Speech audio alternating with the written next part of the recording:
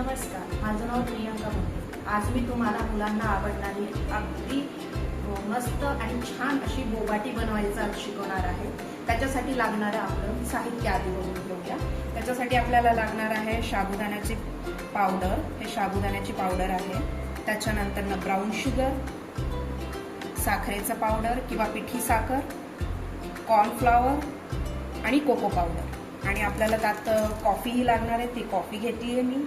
थोडं गरम पाणी लागेल आणि त्याच्यानंतर वरतून कॉर्न स्टार्च किंवा कॉर्न पावडर लागलं ते आपण त्याच्यामध्ये वापरणार आहोत। होममेड बोबा पल्स तयार करण्यासाठी जवळपास 500 ग्राम बोबा पल्स तयार करण्यासाठी आपल्याला फक्त 70 रुपयापर्यंतचाच खर्च आहे। त्याच्यासाठी लागणारे साहित्य आपण बघितलेलेच आहे। तर आता सगळ्यात प्रथम काय करायचं आहे की हा जो साबुदाण्याचा पावडर आपण तयार केलेला आहे ते घ्यायचं आहे जवळपास 1 कप, म्हणजेच 150 ग्राम घ्यायचं। आणि पावडर अगदी बारीक असायला हवं, त्याच्याने लम्प्स तयार नाही झाले पाहिजे। आणि त्याच्यामध्ये आपण कॉर्न स्टार्च घेणार आहे 2 टेबलस्पून। जवळपास मी 2 टेबलस्पून काढून घेतलेले। त्याच्यानंतर पिठी साखर आपण 1/4 कप घेणार आहे। हे 1/4 कप पिठी साखर मी काढून घेतली।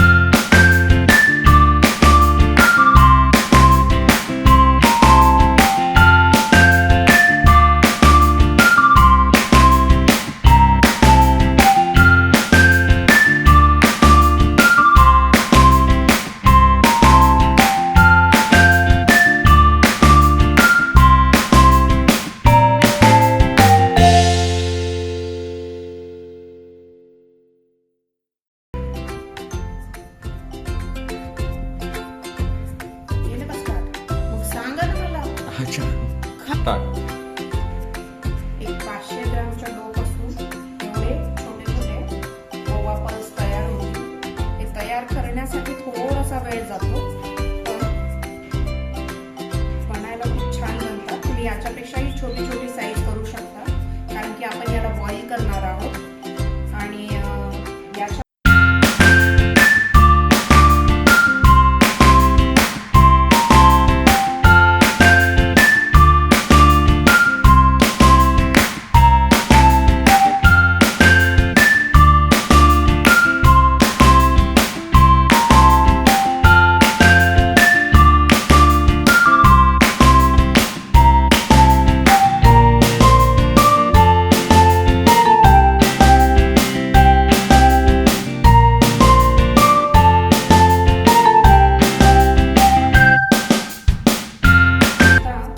जे आपण आहे पल्स तयार केलेले ते पाण्यामध्ये बॉईल करून घेऊया। आपण असं 1 कप पाणी त्याच्यामध्ये टाकलेलं आहे आणि हे पाणी पूर्ण बॉईल करून घ्यायचं। हे पाणी बॉईल झाल्याच्या नंतर ना आपण हे बोबा पल्स त्याच्यामध्ये टाकणार आहेत आणि बोबा पल्स बॉईल करून घेणार आहोत।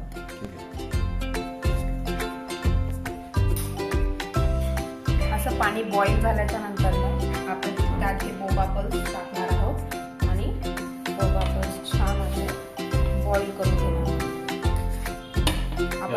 स्टार्चने खूप चांगली कोटिंग केलेली आहे. आता याला बॉईल होऊ देऊया. याला बॉईल होण्यासाठी कमीत कमी 15 मिनिटं लागते. 15 मिनिट आपण हे बोबा पल्स बॉईल करून घेऊ आणि हे बॉईल झाल्याच्या नंतर ना थंड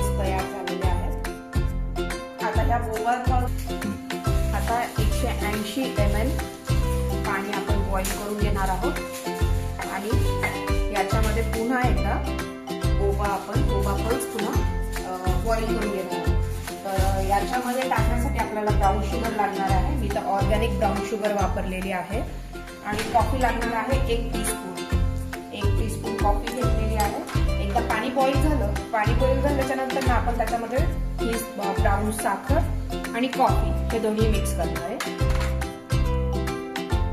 हे पाणी थोडं गरम झालंय. आपण आता याच्यामध्ये अर्धा कप एवढं ब्राऊन शुगर टाकलेलं आहे. ही ब्राऊन शुगर व्यवस्थित मिक्स करून घेऊया.